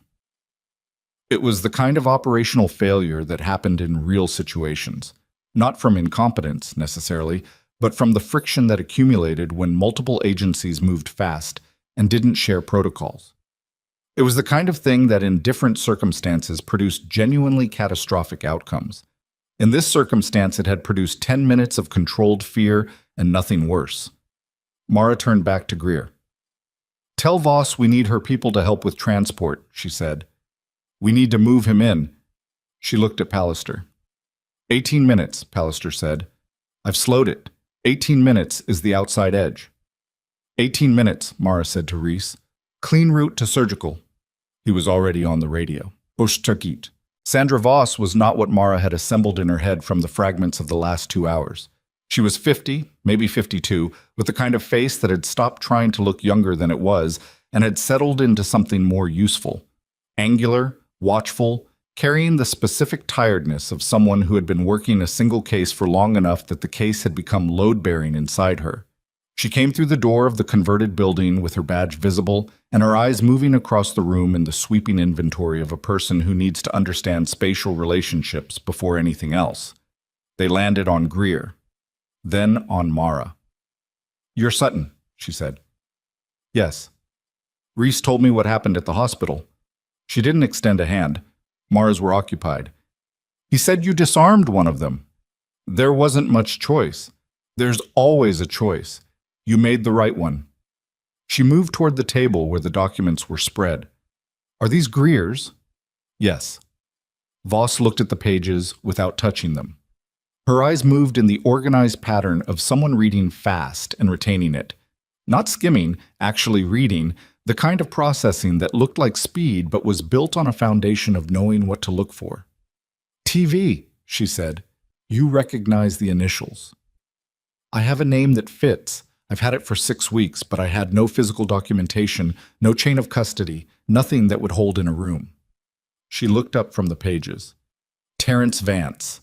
He's a regional contract administrator for the Defense Logistics Agency, Billings office. He's been in that position for 4 years, which is exactly the span of time the financial irregularities start." She paused. "R. Hadley is his supervisor. Robert Hadley, GS-14. Greer identified both of them. "With documentation." She looked back at the pages. "With this documentation." Something moved across her face that wasn't satisfaction. It was the expression of someone who has been carrying a weight for a long time and has just been told they can set it down, but hasn't set it down yet because they don't quite trust the moment. "This is enough. With the USB drive, this is enough for a federal warrant. How fast can you move on it?" "I have a federal judge's number in my contacts who answers after hours." She was already reaching for her phone. "I can have a warrant within 2 hours. But Hadley and Vance, they'll know something's moving," Mara said. "The people they sent to the hospital didn't come back. The surveillance van at the transit hub pulled off without completing whatever they went there to do. They're already calculating." Voss looked at her steadily. "What are you suggesting?" "I'm not suggesting anything. I'm telling you what the timeline looks like from where I'm standing." She adjusted her grip on the pressure point. Greer's color had stabilized in the last few minutes. Not good, but not worsening, which in the current circumstances functioned as progress. You know better than I do how fast people like that move when they think the structure is coming down. Fast, Voss said. It was a single flat word that contained a significant amount of information. They move very fast. She stepped away and made the call. They moved Greer 11 minutes later, which was 7 minutes ahead of Pallister's outside estimate. And the fact that Pallister said nothing about this told Mara something about how the numbers had actually been trending in the last few minutes. The transport went smoothly in the external sense, vehicles coordinated, personnel positioned, equipment secured, and roughly in the internal sense, which meant Greer's pressure dropped twice during the move and came back twice. And Pallister's expression during both drops was the expression of someone doing rapid mental arithmetic and not sharing the results. Mara sat at the head of the stretcher and kept her eyes on his face and her hands where Pallister directed them, and she did not look at anything else. The surgical facility was a proper hospital, not Hargrove Regional, a different institution 40 minutes west, smaller but equipped for trauma. They were met at the loading dock by a surgical team that Voss's office had called ahead to, which meant the intake was fast and organized, and Greer was in an elevator toward the OR within 4 minutes of the vehicle stopping. Pallister went with him. Mara stopped at the elevator doors. She stood in the corridor for a moment after they closed. Her shoulder hurt. Her thigh hurt where the fake paramedic's knee had connected. And it was the kind of hurt that had been quiet during the last 2 hours, because there had been too much else in the foreground, but was now making itself heard with the patience of something that had been waiting its turn. She was also tired in a bone-level way that was distinct from ordinary fatigue, the specific depletion of a body that has been running on controlled urgency for 4 hours and is now being told the immediate crisis has moved to a different room. She found a chair in the corridor, sat down, and put her head back against the wall. Reese came and stood near her without sitting. He was on his phone in the low, continuous way of someone managing multiple threads simultaneously, and for a few minutes he said nothing to her directly, and she appreciated this more than she would have been able to express. Then, Voss has her warrant. Mara opened her eyes. Both of them? Hadley and Vance. Federal agents are at Hadley's home now. Vance was at his office. Apparently he came in after hours, which suggests he was trying to deal with something. He paused. They found him shredding documents. Did they get anything? Enough. The physical shredder was running, but the digital backups weren't cleared. He had a secondary hard drive that he either forgot about or didn't know how to wipe. Reese's expression did not change, but something around his eyes did. It's amateur for someone who's been running something like this for 4 years. But that's usually how it goes. The operational planning is careful, and the exit is panicked. Mara thought about that. 4 years. The field medics who'd opened empty kits, the patients who hadn't survived what they should have survived if the equipment had been there. The slow accumulation of decisions made by people who had done the math and decided that the money was worth what it cost, and that what it cost wouldn't land on them. The 2 they sent to the hospital, she said, in custody. Local federal holding. They're already talking. Apparently neither of them was particularly committed to silence once it became clear that Greer survived and the operation had failed. He paused. The woman who was on the stretcher had a prior relationship with Vance's operation going back 18 months. The man who carried the weapon was contracted. Not loyal. That distinction matters in terms of what they're willing to say. And the truck driver? The one who hit Greer? Reese's expression shifted slightly. That's more complicated. The driver may not have known. The brake failure may have been engineered without his knowledge. He paused.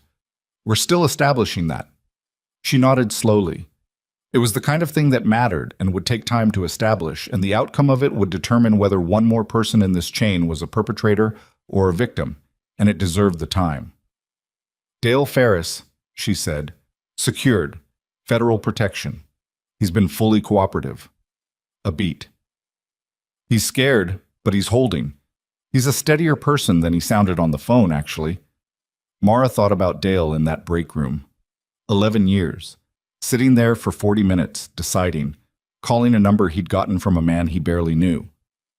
He's going to need support, she said, not just protection, actually being taken care of. Voss's office will handle it. Make sure they do. Reese looked at her for a moment. You know I can't guarantee what federal investigators... I know. I'm still asking. He held her gaze. Then he nodded, once, and made a note on his phone. Robert Hadley was arrested at 9:14 that evening. Mara wasn't there for it. She was in a hospital corridor 70 miles away, waiting for Pallister to come out of the OR, but Reese got the notification and read it to her from 3 feet away, and she sat with it for a moment and then asked how it went. He didn't run, Reese said. He opened the door when they knocked. He had a drink in his hand. He paused. His wife was there. That detail landed with weight, not because it made Hadley sympathetic, it didn't, but because it was a human-specific, the kind of thing that reminded you that the people who made these decisions existed in normal-looking contexts, had people who would be standing nearby when the consequences arrived, and that the consequences didn't only reach the person who'd earned them. Mara didn't say anything about it. There wasn't anything useful to say. Terrence Vance's arrest had happened 40 minutes earlier and had been less quiet. He'd apparently tried to leave through a parking structure exit while federal agents were still processing his office, which was the kind of panicked improvisation that looks different in your head than it does in practice. He had not gotten far. The procurement fraud charges were being built in real time by Voss's team, and the preliminary count looked like it would include wire fraud, conspiracy to commit fraud against the United States government, and charges related to the deaths of the 2 service members whose field kits had been short-supplied. That last category was the one that would take longest to establish legally and that carried the most weight morally, and Mara understood that legal weight and moral weight were not the same thing, and that the process of getting them to converge would be long and imperfect and would produce an outcome that was justice in the legal sense and something more complicated in every other sense. She understood all of this, and she sat with it in the corridor and waited. Pallister came out at 10:47. She stopped in front of Mara and pulled her surgical cap off and said, He's out. He's stable. He's going to need another surgery in 48 hours to deal with secondary complications, but the immediate bleed is addressed and his numbers are holding. Mara let out a breath. It wasn't dramatic. It was the slow release of something that had been held for 6 hours. He's going to be angry when he wakes up, Pallister said. There was something in her tone that was almost dry. Men like that usually are, when they find out someone else finished what they started. He started something worth finishing. Yeah. Pallister looked down at her hands, which still bore the marks of extended surgical work. He did. It was past midnight when Voss found Mara in the hospital's ground floor waiting room, the kind of room that exists in every hospital on Earth, with the same chairs and the same lighting and the same quality of suspended time. Voss sat down across from her and set a paper cup of coffee on the table between them, which was either an offering or a practical decision about what to do with an extra cup, and Mara picked it up anyway. I need to brief you, Voss said. On what? On what happens next, procedurally. She leaned forward with her forearms on her knees, which was the posture of someone who was tired and being direct at the same time. You're going to be asked to provide a statement about the hospital, about the call from Ferris, about your involvement in securing the documentation. All of it. I know. I also want you to understand that what you did today, the intervention at the hospital, the judgment calls, the action at the entrance corridor, none of that sits in a simple legal category. She paused. You were technically off-duty and outside your professional designation for most of it. I know that too. I'm not saying it to threaten you. I'm saying it because I want you to have a lawyer present before you give any formal statement. She held Mara's gaze. Not because you did anything wrong, because the people whose operation we just dismantled are going to have lawyers, and those lawyers are going to look for any thread to pull on, and I would rather you not be a thread. Mara drank the coffee. It was terrible. She drank it anyway. Voss, she said, the 2 service members who died, the ones with the field kits. Voss's expression steadied. What about them? Their families, do they know yet? About the fraud, about how it connects? Not yet. That notification process is going to take time. There are protocols. I know there are protocols. She set the cup down. I'm asking if someone is going to make sure it happens. Not as a protocol. As an actual human being sitting across from another human being and telling them the truth. Voss was quiet for a moment. Then, I will personally handle those notifications. Thank you. They sat for a moment in the particular quiet of two people who have been through something and are not yet far enough from it to have perspective. You've been out 8 months, Voss said. It was not quite a question. Yes. Does it feel different now than it did this morning? Mara thought about that. This morning she had been at Hargrove Regional processing a shoulder laceration and a fractured wrist and trying to answer a patient's question about post-discharge medication. She had been invisible in the specific way she'd chosen to be invisible, and she had been telling herself, as she had been telling herself for 8 months, that invisible was sustainable. It doesn't feel different, she said. It feels like what it always felt like. Which is what? She looked at the terrible coffee. Like there's work, and you either do it or you don't. Voss nodded slowly. For what it's worth, she said, Greer trusted you before today. He put your name in that message because of something you did years ago that apparently stayed with him long enough that you were the person he thought of when he needed to trust someone. He was unconscious when I worked on him. Yes, but apparently that wasn't the first time. She stood up. Hopefully he can tell you about it himself when he wakes up. She picked up her bag. Get some sleep. We'll need your statement tomorrow. She walked toward the exit. Mara watched her go.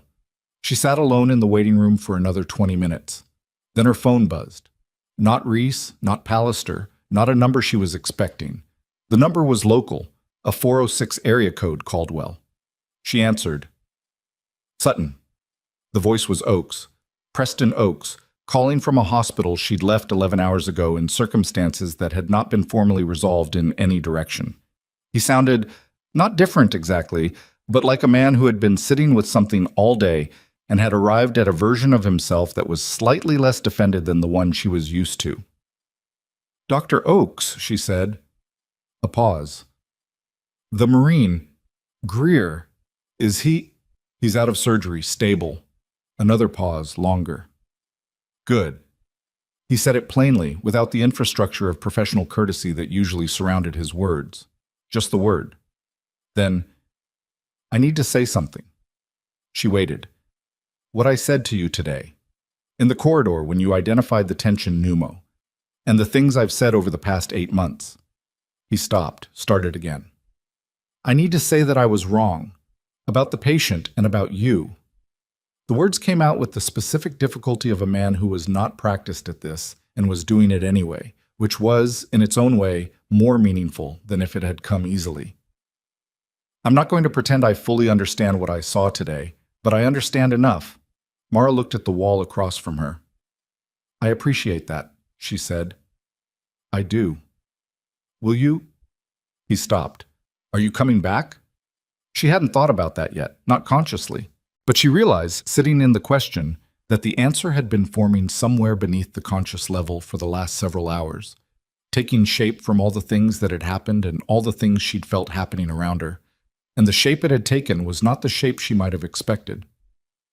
I don't know yet, she said, which was true, and which was, for the first time in 8 months, true, in a way that felt like a real question, rather than a conclusion she'd already reached and was just confirming.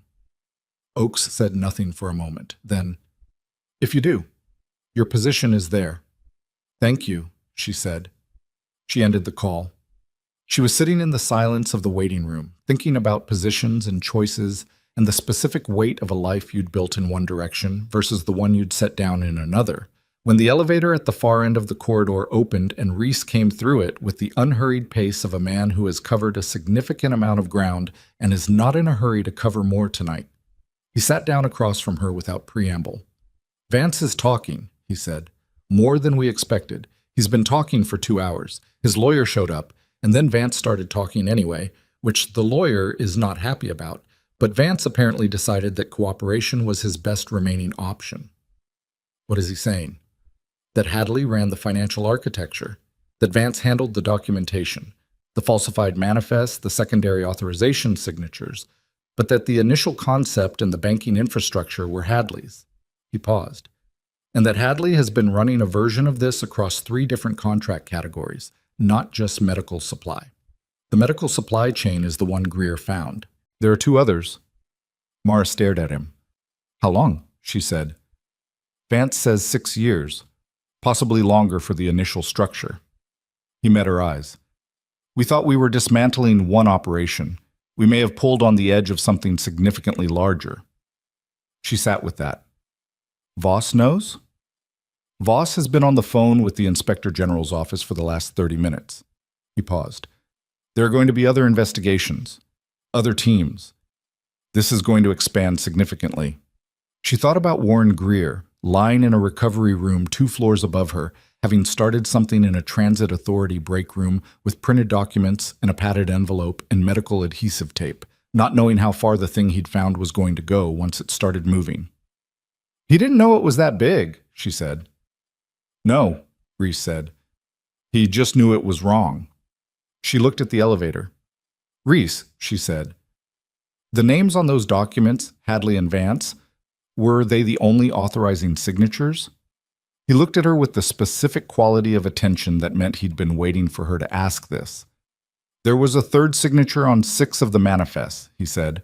Partial, in the margin. Not a full name. He paused. We've been running it against personnel records for the last 2 hours. And we have a match. He looked at the door of the waiting room, then back at her. The match is a current employee at Hargrove Regional, Administrative Division. The waiting room was very quiet. Medical procurement, he said. Someone who reviewed and approved the hospital's military-adjacent supply contracts for the past 3 years. Mara looked at him. Who? She said. Reese reached into his jacket and placed a single sheet on the table between them.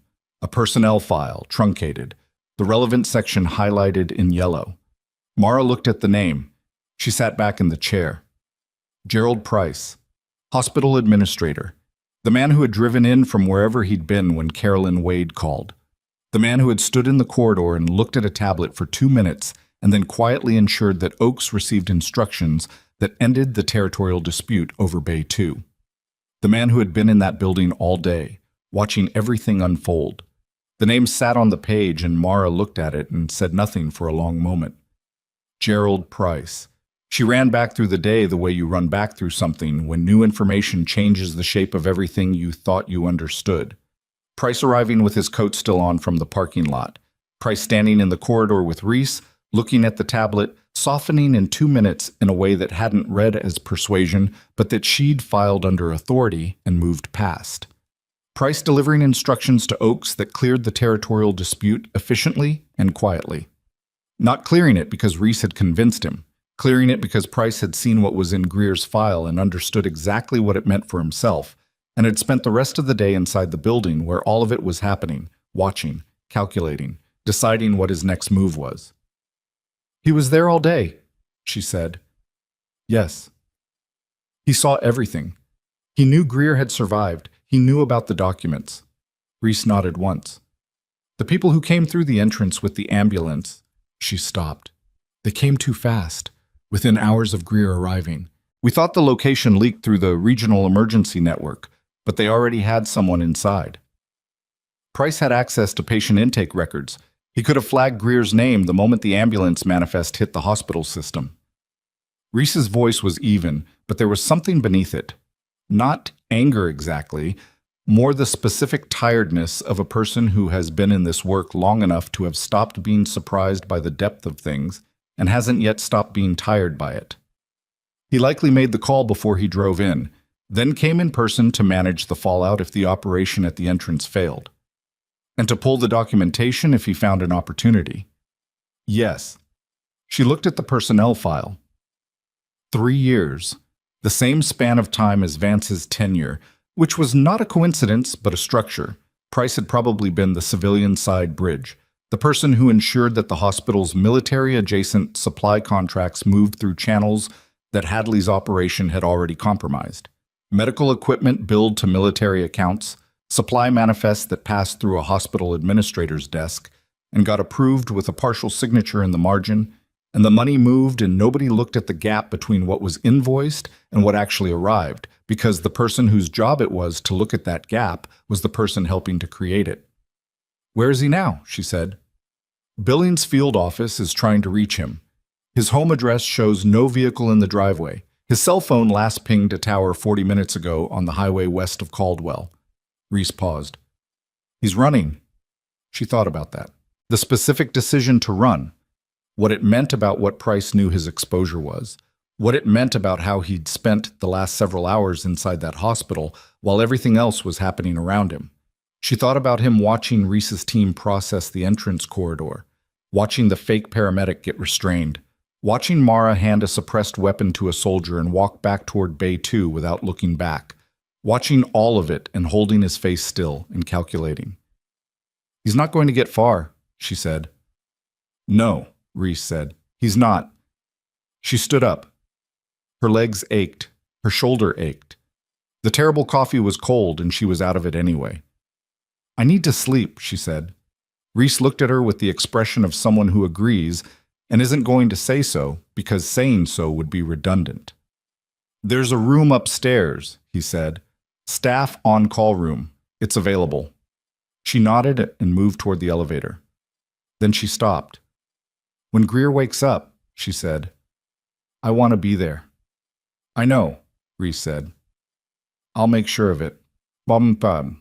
Gerald Price was located at 617 the following morning at a roadside motel 90 miles west of Caldwell, in a room he'd paid for in cash under a name that was close enough to his own that it suggested he'd made the decision to run quickly and without sufficient preparation.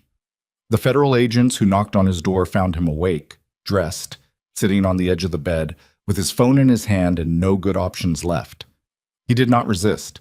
He stood up and put his hands in the visible position and said, I want to talk to a lawyer, which was the right thing to say and was also the last coherent decision he made for some time, because the weight of what came after it, the formal arrest, the charges read, the drive back toward a city where people who had worked with him for years were going to have to be told what he'd been doing in the administrative offices of their hospital, was heavier than most prepared exits could carry.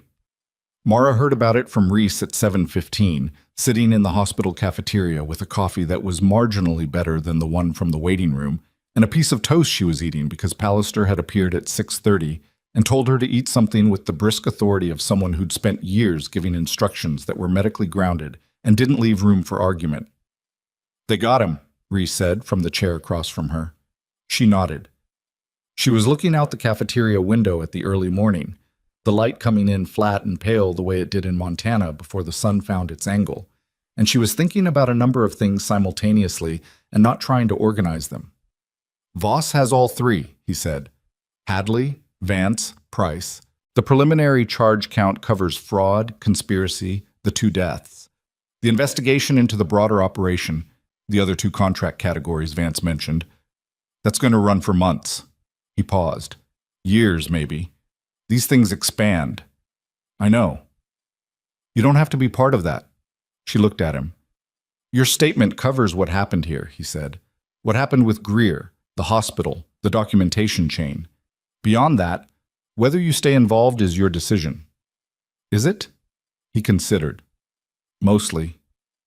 Which was honest, and she appreciated that he'd said it that way instead of offering her a cleaner version of the answer. She ate the toast. It was ordinary toast in the way that food is ordinary when you've been awake most of the night and your body is operating on the basic function tier and not worrying about anything above it. She ate it because it was there and because Pallister had told her to. Greer's going to be conscious today, Reese said. Pallister's estimate is mid-morning. I'll be there. Washut. He came around at 10:52. Mara was in the chair beside his bed when it happened, not because she'd been sitting there for hours, which she had, but because Pallister had come to find her at 10:30 and said the numbers were moving in the direction of consciousness, and that if she wanted to be there, she should come now. And so she had come and sat down and waited. Greer's eyes opened slowly, which was how eyes opened after surgery and anesthesia and blood loss. Not the cinematic snap of someone waking up, but the gradual, confused surfacing of a person whose body had been through serious business and wasn't sure yet what was on the other side. He looked at the ceiling first, then moved his gaze to the window, then to Mara. He looked at her for a moment with the unfocused quality of someone whose eyes are working before the rest of the processing has caught up. Then something in his face settled. Not recognition exactly. Something more like arrival.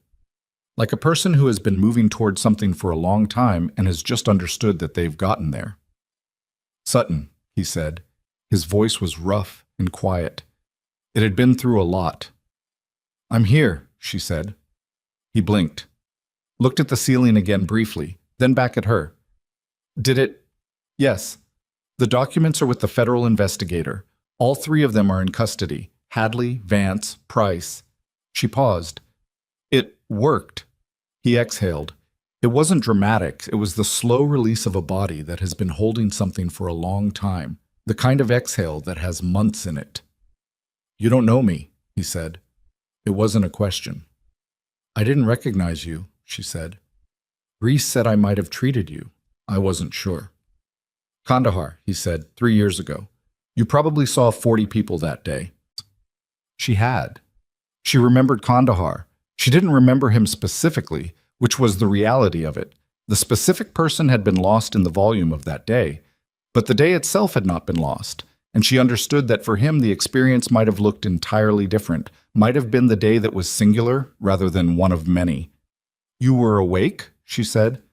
"In and out." He tried to shift and stopped, deciding against it. "You told me to stay still, twice, in that specific tone." A pause. I remembered the tone. She almost smiled. "I've been told it's distinctive." "It's not warm," he said. "No, it's the right tone." He looked at her steadily with the direct attention of someone who hasn't got energy for anything indirect right now. "I didn't know if you'd still be in Caldwell. I just knew it was the last lead I trusted." "Why?" He thought about it. "Because you didn't ask me anything before you helped me. You just did what needed doing." He paused.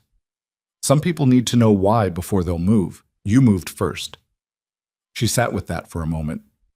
It was not how she would have described herself, but she understood what he meant because she'd seen it work in both directions. The cost of moving first without asking why, and the cost of waiting for an answer that came too late. She'd lived in that tension for 8 years and hadn't resolved it, and probably never would. "You almost didn't make it," she said. "I know, Pallister told me." He looked at the window. "She also told me you held pressure for 20 minutes in a barn." "Pallister did the actual work." She said it was a team effort. "It was." He turned back to her. "The families," he said. "The two. Voss is handling it, personally. She told me herself." He nodded once. Something in him settled another increment. "It's not enough," he said. "Whatever happens to Hadley and Vance, it's not enough for what those families—" He stopped. "No," she said. "It's not."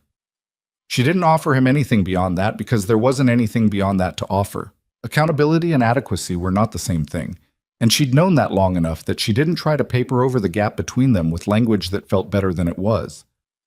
But it's what's possible, and it's real. He looked at her for a long moment. "Yeah," he said.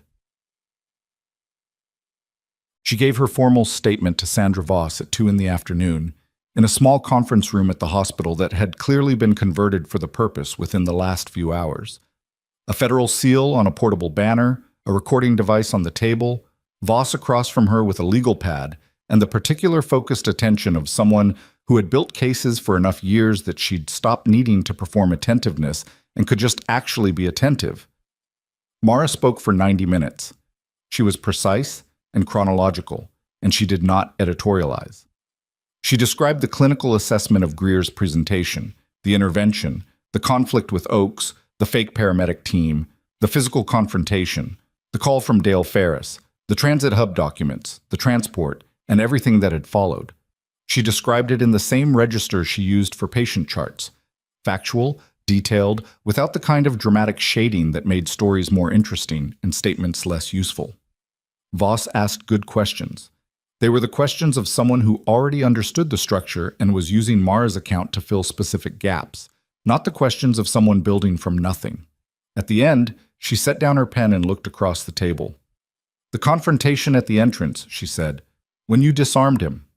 "Yes." "You had military hand-to-hand training." Yes. And medical training at a level significantly beyond standard nursing certification. Mara looked at her. I had different training before nursing school. I've said that. Combat medic, Voss said. It was not a question. My service record is classified. Parts of it. Voss picked up her pen and set it down again.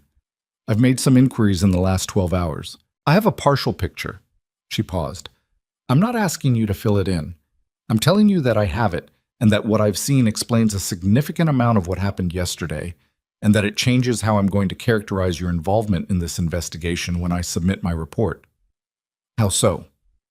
I'm going to characterize it accurately, which means I'm going to note that the person who secured this evidence stabilized the primary witness and neutralized two threats inside a civilian medical facility was not a lucky bystander.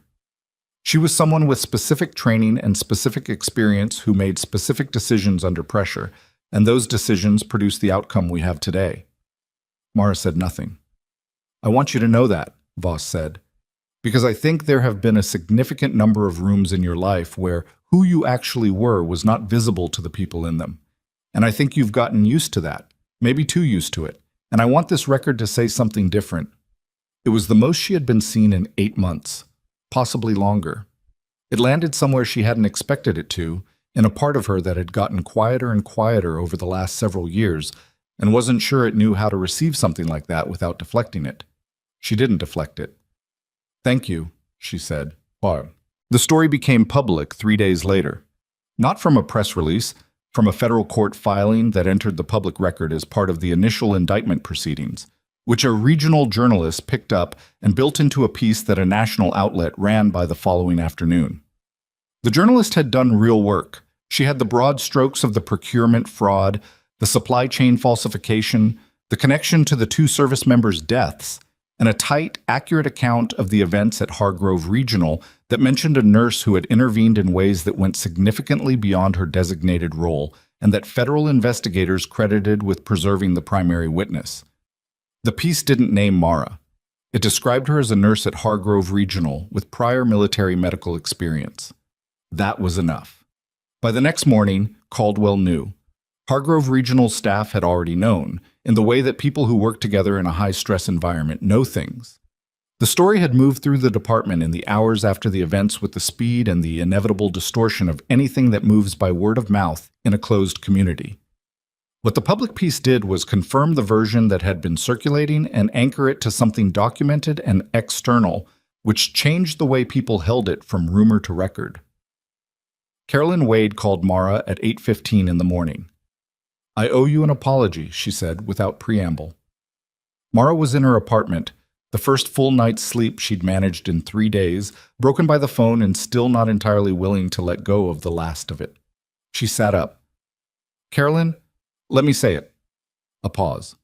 I told you in your 3rd week that you needed to assert yourself more, that the attendings here responded to confidence, and that if you were too quiet, they'd assume you didn't know what you were doing.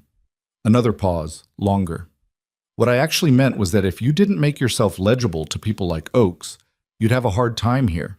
And what I was actually doing was asking you to make yourself easier for the institution to understand rather than asking the institution to work harder at seeing you. She stopped. That was wrong, and I'm sorry. Mara was quiet for a moment. You weren't unkind, she said. That's not the same as being right. No, she agreed. It's not. Are you coming back? The question again. She'd been sitting with it for 3 days, turning it over in the way she turned over things that didn't have clean answers. What she'd come back to, repeatedly, was a specific image, the trauma bay, Greer on the table, the moment when she'd stepped through the ring of staff and done what needed doing, and then done the next thing after that, and the next thing after that. The continuous forward motion of a person whose body remembered a particular kind of purpose and was ready for it before her mind had finished deciding. She'd spent 8 months convincing herself that the quiet life was enough. And it had been enough. In the way that functioning is enough. You move through the days, you do the work, you don't fall apart. But enough and right were different things, and she'd been treating them as interchangeable, and they weren't. Yes, she said. I'm coming back. Istkan. She returned to Hargrove Regional on a Tuesday morning, 12 days after the events that had turned the department inside out and put its administrator in a federal holding facility, and produced a story in a national publication that the staff had discussed at length and would continue discussing for months. She walked in through the main entrance, not the staff entrance she'd used every other morning. The front doors, the ones that opened onto the lobby, the ones patients came through. It was a small choice, and probably nobody noticed it except her, and she made it anyway. The department was running, the monitors beeped, the charge desk was occupied. A paramedic team was at the ambulance bay talking through a handoff with Hector, who was doing 3 things simultaneously the way Hector always did. Kel was the first person she passed who registered her properly. He was coming out of a supply room, and he stopped when he saw her, and for a moment he looked at her with the specific expression of someone who has been revising their understanding of a person for 12 days and is still mid-revision. "Sutton," he said. "Ochoa." He nodded once. It was not an apology in the explicit sense. It was the acknowledgement of someone who knew something needed to be said and wasn't sure how to say it yet, and was marking the moment rather than letting it pass unmarked. She accepted that. People landed in different places at different speeds, and what Kel had was genuine, even if it was still finding its form. "Good to have you back," he said. "Thank you," she said, and meant it. She changed, gathered her materials, and began her shift. Oakes found her at 11. He came to her specifically, didn't summon her to his office, didn't flag her down across the department. He walked to the station where she was working and stood across from her in the manner of a man who has rehearsed something and is now putting it into practice and finding that practice is harder than rehearsal. "I made a formal statement to the hospital board," he said, "about my conduct on the day of the mass casualty response, specifically regarding my refusal to consider your clinical assessment and my exclusion of you from the trauma bay." He paused. "I requested that the statement be entered into the review of the department's response protocols." She looked up from the chart. "I was wrong," he said. "About the patient. About you. I have been wrong about you consistently since you started here, and I have not been careful about how that wrongness expressed itself, and people were watching me and learning from how I treated you, and that has consequences beyond just the 2 of us." She listened. She didn't fill the silence. "I can't tell you that I understand everything I saw over the last 12 days, he continued. "Your background, what you've done, what you're capable of. I don't have the full picture, and I'm not sure I'm supposed to." He met her eyes with some effort. "What I can tell you is that I have been practicing medicine for 23 years, and I have never seen anyone move through a crisis the way you moved through that one, and I wasted 8 months treating that as something to be dismissed." It was the most honest thing she'd heard him say. It cost him something visible to say it, and she was not unaware of that cost. And she was also not going to pretend it erased what the 8 months had been, because it didn't, and Oakes himself would not have respected her for pretending it did. "I appreciate that," she said, "and I accept it. That's all I can ask." "It's not all you can do," she said. "The next junior nurse who comes in here quiet, the next person who doesn't fit the template of what confidence looks like in this department. I need you to look at the work, not the presentation." He held her gaze for a moment. "Yes," he said, "you're right." It was not the end of it. She knew it was not the end of it. These things didn't end, they evolved, and Oakes would have good days, and days when the old habits reasserted themselves and it would take continuous pressure to hold the line. That was how institutional change moved, not in clean reversals, but in the accumulation of small corrections over time, each one contested, each one partial, each one necessary. She was willing to be part of that. She had not been willing before, or she had told herself she wasn't, and that had been its own kind of answer. Warren Greer was discharged from the surgical facility 17 days after his admission. Mara drove to see him the day before he left. He was sitting up in bed looking significantly more like a functional human being than he had the last time she'd seen him conscious, which was not a high bar but was real progress. His color was better. His eyes were clear. He still moved like someone whose body was reminding him of recent events with every shift of position. "You didn't have to come," he said. "I wanted to." She sat down. He looked at her for a moment with the direct, economical attention that seemed to be his baseline. "What happens to you now, like?" he said. I go back to the ER. I keep working. Just that? She thought about it. Voss has asked if I'd be willing to consult on the secondary investigation, the other contract categories Vance mentioned, on a voluntary basis. She paused. I said I'd think about it. Are you thinking about it? Yes. He nodded. What's the argument against? It pulls me back into something I left. You didn't leave it, he said. It was always there. You just weren't pointing yourself at it. He said it without judgment, a plain assessment, the kind she'd given him in a hospital bay 12 days ago, and that apparently he'd been holding on to in some form. She looked at the window. I know. The argument for is obvious, he said. The argument for is obvious, she agreed. He leaned back against the pillow and looked at the ceiling briefly. I was going to disappear after the meeting with Voss, he said. Start over somewhere. I'd been thinking about it for weeks. After I sent the message through back channels, I was already planning where I'd go. What stopped you? The accident, technically. A dry pause. Before that, I kept thinking about the field medics, the ones who reached into the kit. He stopped. You can't know something like that. I tried. She understood that. The specific impossibility of unknowing, the thing she'd been carrying since Kandahar, since before Kandahar, the accumulated weight of what she'd seen and done and what she'd been unable to do, all of it informing the life she'd built and the life she'd left and everything in between. You could try to set things down. You could build distance. But the person who had done those things was the person you were, and the distance never quite became absence. Thank you, she said, for putting my name in that message. Thank you for still being in Caldwell. She stood up. He looked at her with the same settled expression he'd had when he'd first opened his eyes in the recovery room, the expression of a man who had been moving toward something and had arrived.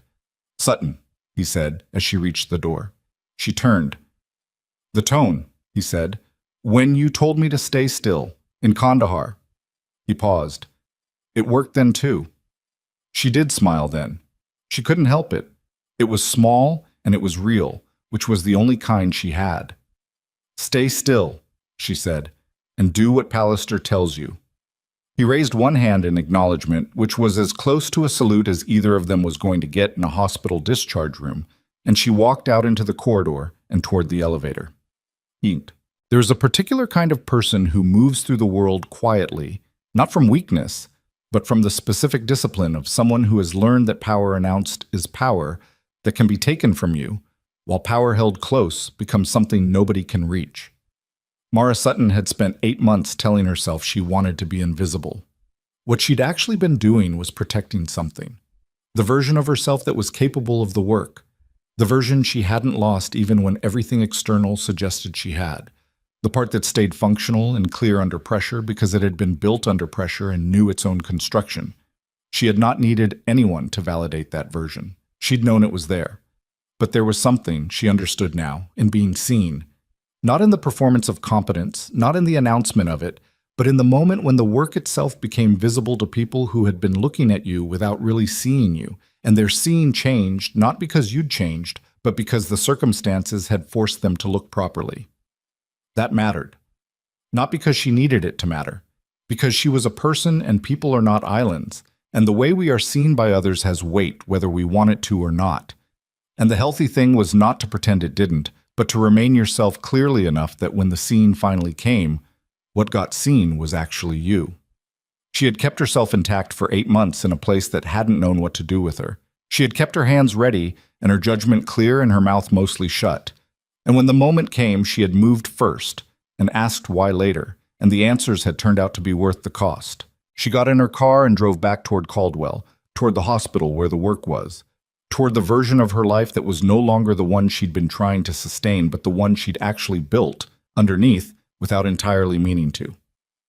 The Montana morning was cold and clear, and the road was long and straight, and she drove it without the radio, in the quiet that was her natural environment, and she thought about the field medics who had opened the kits and found them whole now, in the institutions that supplied them, because something had shifted and the shift was real and permanent, and had begun with one man who'd refused to unknow what he'd learned, and one woman who had moved first. That was enough. It was more than enough. It was, she thought, exactly what the work had always been. Not the dramatic version, not the version that announced itself with music and salutes and public recognition, but the plain and necessary version, the one where you put your hands where they needed to be and held on, and the patient's rhythm found itself, and then you moved to the next one. That was the whole of it. That was all of it. And it was worth doing again.